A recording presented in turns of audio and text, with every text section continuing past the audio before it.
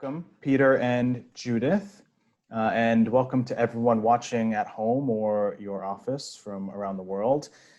Welcome to a series of video interviews from the TAP network, where we'll look to speak to and learn from colleagues within the TAP network, working on a range of issues related to SDG 16+ and accountability for the 2030 agenda. Both of them are co-chairs of the TAP network steering committee.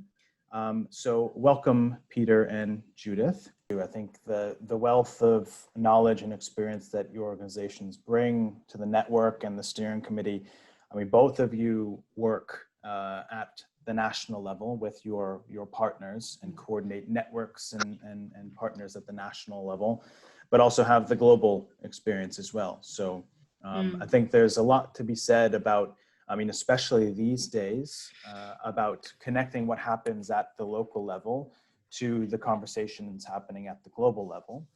And, you know, I think that'll be in particular focus next week at the 2020 HLPF.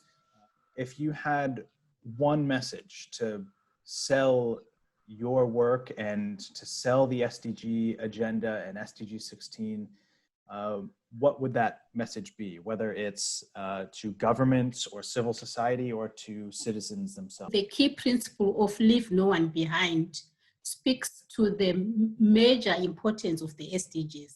So unlike the MDGs, which probably left half of the people in poverty and all that, now the universality of the SDGs for me is really key to humanity, to our everyday life. So if we were to really fulfill the 17 SDGs, we would have touched on everybody's well-being. So I think it's important that we appreciate that, and we strengthen our platforms like the TAP network and many others that I appreciate are also available to many civil society organizations and bring people together. I appreciate that as the TAP network, had it not been for the COVID-19, there have been so many efforts to really strengthen the capacity of civil society organizations at the local level. So that strengthening for me ensures that the civil society working on the ground are able to start messaging in a manner that speaks to many levels, to their own local level, to the global level, to the UN itself. I mean, the agenda for sustainable development is of key importance for the entire world. And it's also unique that for the first time, I think, the leaders of the world have agreed on an agenda which is universal. So it's not only helping certain countries which are at risk or which are lagging behind in their development process, but it's a universal agenda which also acknowledges and notifies that many of the issues the world is facing today are interlinked. And the interlinkages and the complexity of those interlinkages is something we need to challenge and address.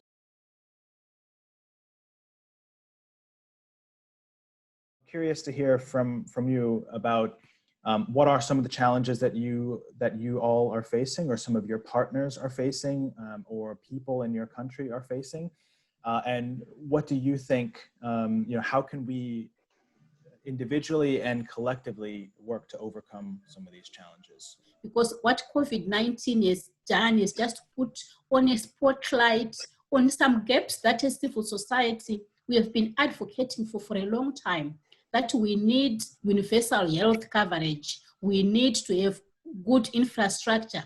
And then suddenly, like in my country, we have places in the rural areas which probably the nearest clinic is more than 50 kilometers. Sense of pushing for making sure that institutions are strong, they are responsive, they are accountable, has become more important now more than ever, which I think makes working more on Goal 16 even more important during this time. I think that this crisis has really exposed some of the cracks that were already emerging in a lot of societies and a lot of institutions, and it's only widening those cracks, and I think we're seeing them clearer than ever. And especially when it comes to the response to COVID-19, I think we're seeing varying levels of response and then varying levels of effectiveness in pushing back the virus as well. It has really put more impetus to that universality, because it has just exposed how if one country does well and not others, eventually it will impact us all. So almost emphasizing the point that poverty anyway is poverty everywhere, really. So SDG 16 and all the other SDGs really emphasize the need for all countries to realize that you cannot work in isolation. We need to have universal development and leave no one behind. I think COVID-19 is just echoing that message into every. What we're seeing is weaker institutions, a weaker institutional response that isn't responsive to the needs of people. I think you're seeing a lot of citizens and societies starting to grow their frustration and discontent. So I think we're starting to see some of the negative impacts of not investing in institutions and infrastructure over the past years and decades, even in some cases.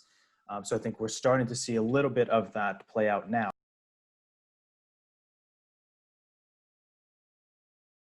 The focus of governments in particular now is on the response to a health crisis. And obviously that is the number one priority. We obviously need to address this front and center.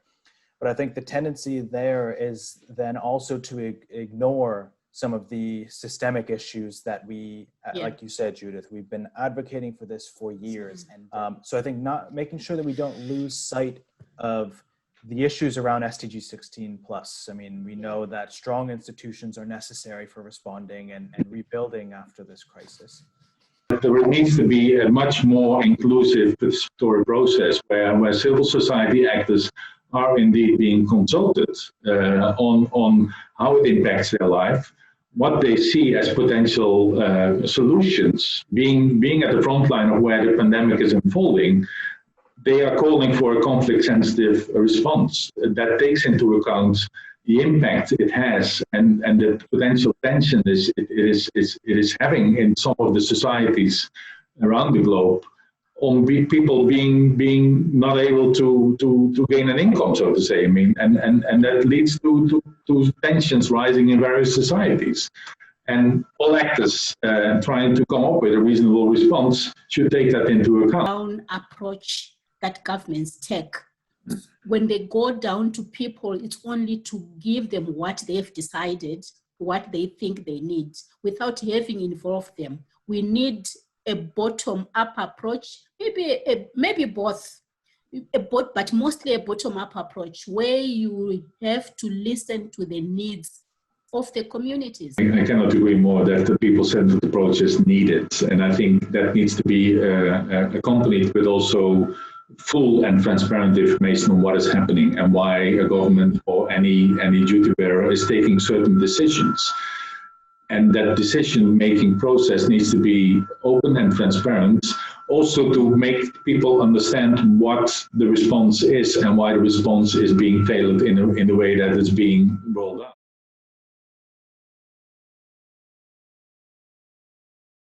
This year will be a completely virtual format. It'll be much different than HLPFs in the past. So I'm curious to hear from both of you. Both of you have been engaged with the HLPF in the past and previously. So I'm curious about what your expectations are from this meeting, given this new format, and what are you hoping to gain from this year's HLPF? Yeah, I mean, that's obviously, I mean, the time zone issue and the capacity of people to actually being able to log on to the virtual meetings themselves with the capacity restrictions they might have in certain countries is a key obstacle, I think, to ensure optimal participation of those who want to be following those meetings. At the same time, I think having everything in a virtual manner also excludes us from the ability to actually have the informal discussions, which are as important as for governments have been shaken off by the COVID-19. So even the tone of the discussion should be leaning more towards building the resilience as we rebuild after COVID, as hopeful as we are.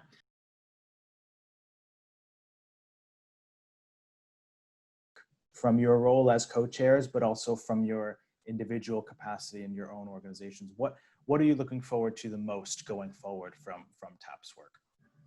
Yes, of the TAP network starts, of course, in a time that the whole world is being impacted by this crisis, which I think we are still grappling to see the impact and potential long-term impact of it. But I do think that now more than ever, our work and our collective work within the TAP network on SDG 16 is more important than ever. I mean, to make progress at the local level and to actually reinforce the messaging that this is the segue to actually also build better in the future and build forward-looking and more resilient society around the globe, using SDG 16 plus as a guiding light, so to say.